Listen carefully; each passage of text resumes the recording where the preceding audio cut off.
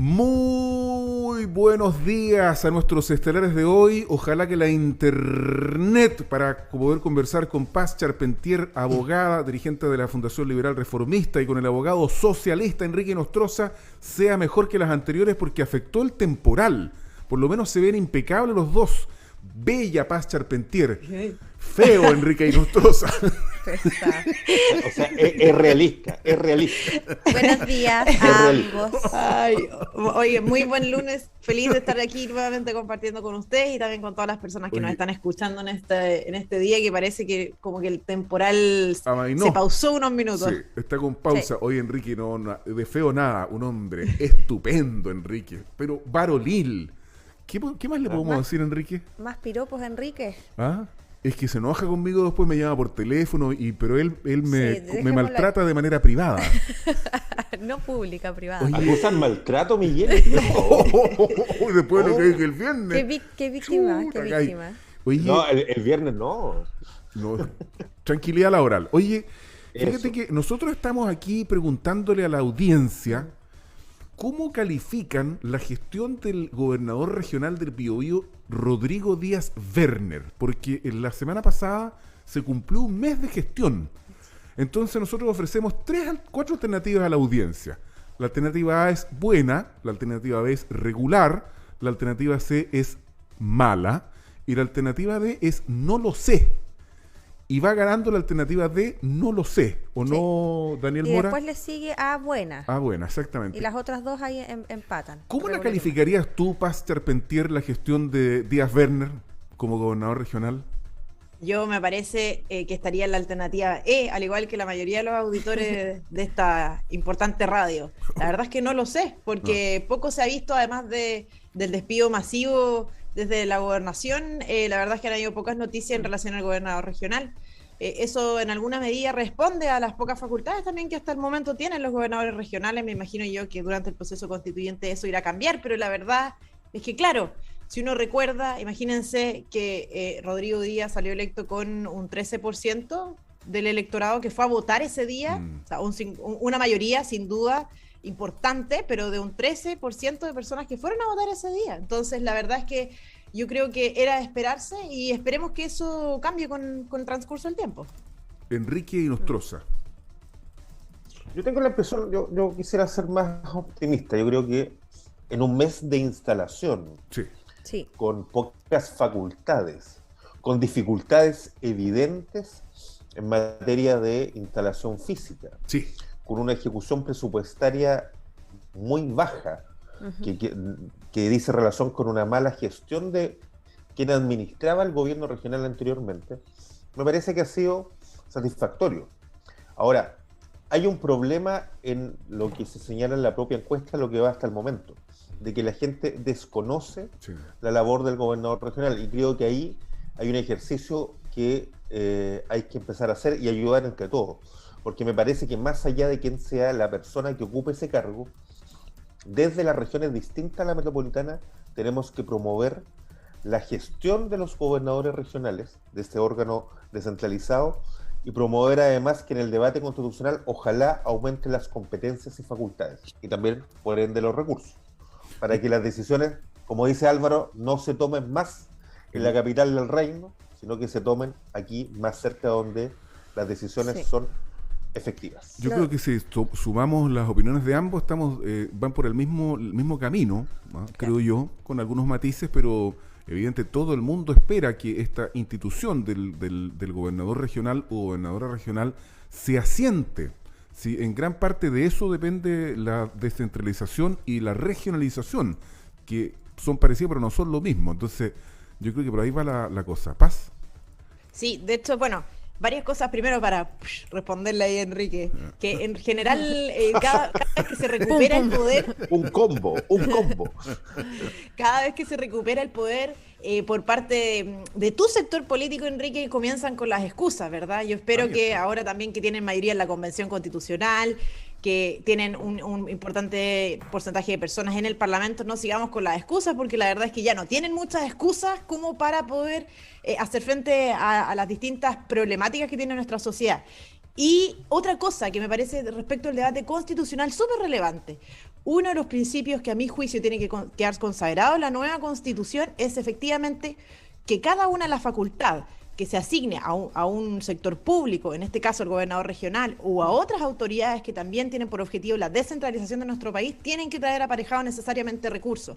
Muchas veces se asignan facultades y sin recursos, y todos sabemos que cuando eso pasa, digamos, no es posible ejecutar las labores que se les han encomendado a tales o cuales autoridades, digamos. Entonces, uno de los principios que tiene que llegar a consagrar nuestra nueva Constitución y que va a ser parte del debate constituyente, y yo espero que ahí exista una amplia mayoría de la Convención que esté de acuerdo, es facultad es igual a platita, porque con platita se pueden hacer las cosas. Yo creo ¿cierto? que ahí va a ser transversal el apoyo, Paz, y también concuerdo, o sea, más acción, menos crítica. Lo cierto es que Rodrigo Díaz Werner no ha pasado desapercibido.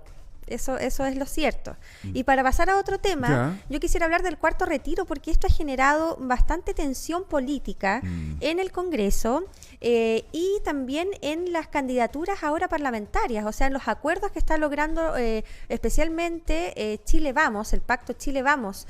Y yo no quiero ser mal pensada, pero será, y tenemos como vocero principal de la defensa al no retiro a Sebastián Sichel. ¿Ya? Y yo no quiero ser mal pensada, repito, pero ¿será esto una legítima defensa de las pensiones de los trabajadores o se le está notando a Sebastián Sichel los nexos empresariales y la defensa del modelo? No sé. ¿Por qué antes de entrar a ese tema? Bueno, no puedo dejar pasar, digamos, ese tema. Yo entiendo, digamos, que en el debate la opinión de Paz es que más bien uno busca siempre excusas y otros temas. Pero yo estaba buscando recién, la gracia de que funcione Internet es que uno puede buscar los informes oficiales del gobierno.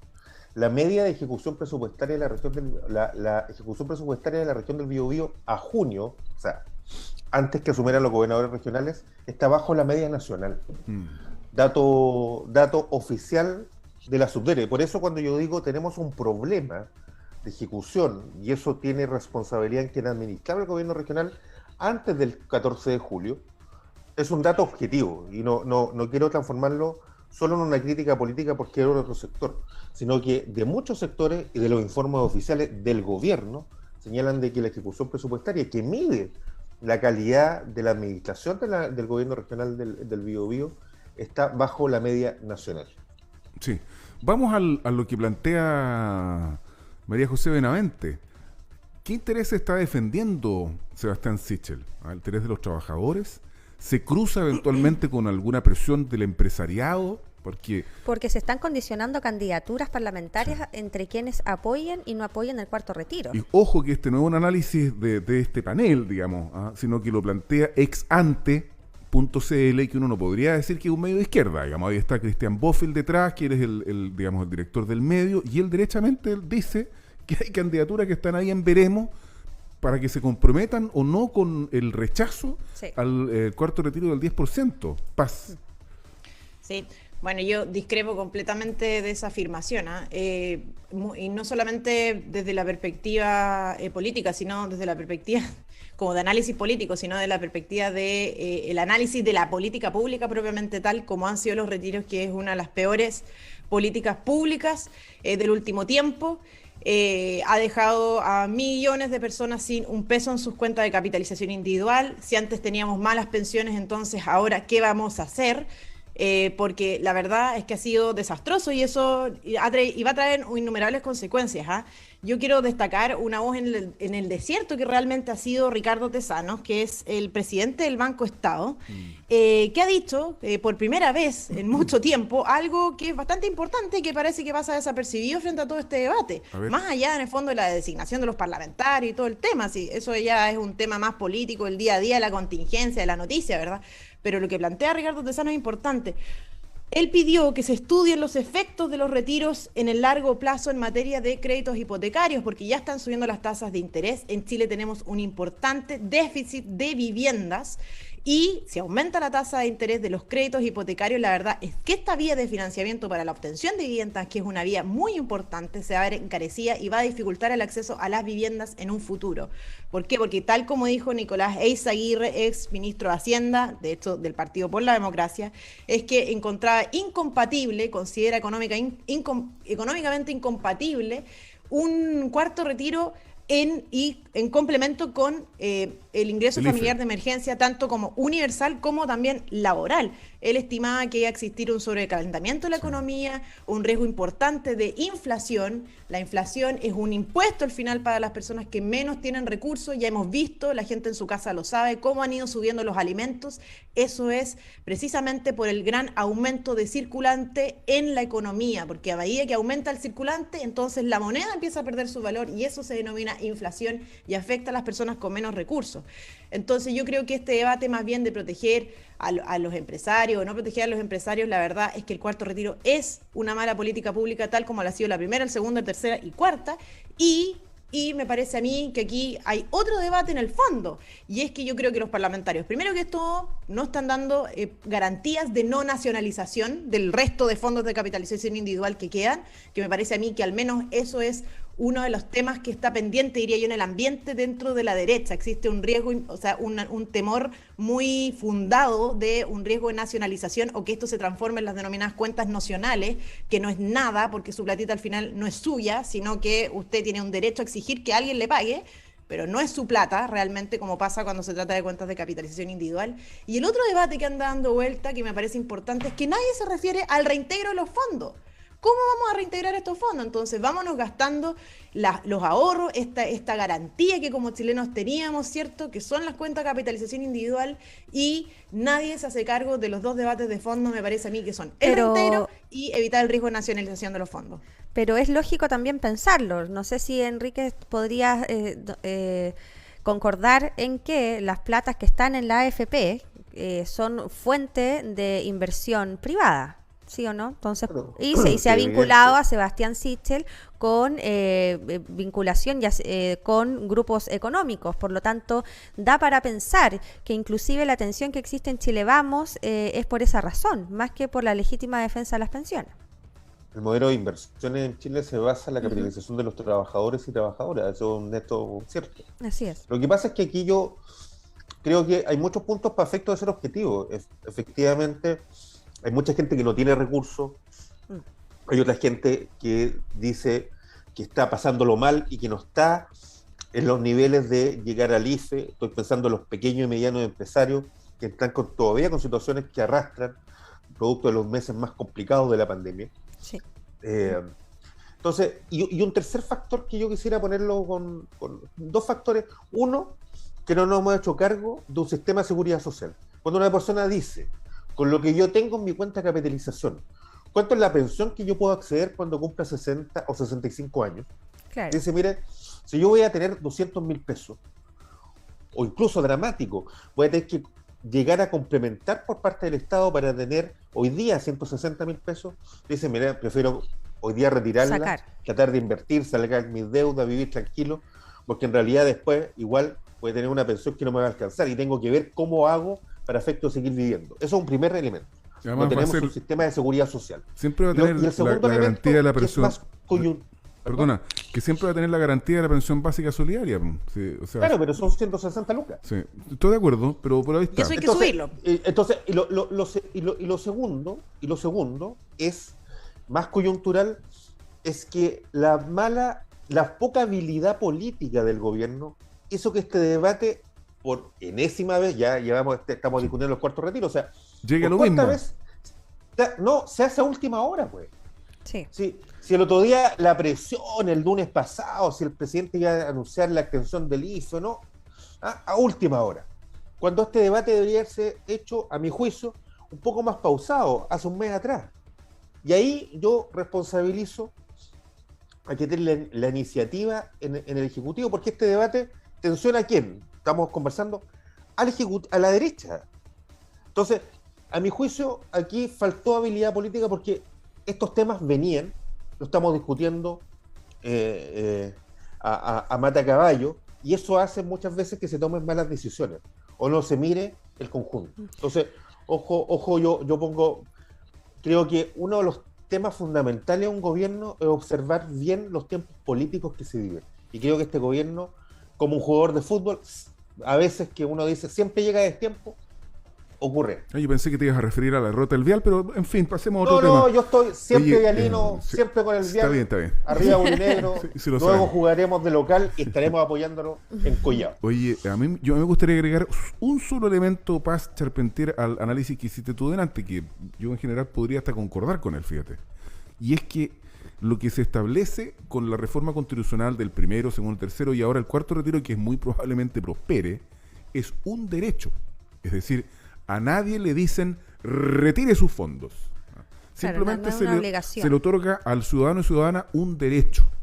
Y uno verá si lo hace efectivo o no. Y yo quiero agregar otra cosa también. ¿Será una mala política? O sea, ¿las personas considerarán, Paz, que los retiros fueron una mala política? Porque yo creo que en general las personas están a favor de esta política. O sea, les ayudó tanto a sobrevivir, a invertir, entre otros, inclusive a ahorrar ante una política de pensiones que estaba totalmente deslegitimada y que finalmente no cumplió su cometido. ¿Y será la responsabilidad de los cuartos retiros y de las ayudas estatales los únicos responsables de estos desajustes económicos? O sea, pensemos en que estamos en una crisis de salud sanitaria mundial. Entonces, siempre cargarlos a la ayuda estatal, estos desajustes económicos, también me parece injusto. Yo le agregaría, fíjate, un tercer elemento y me callo de inmediato.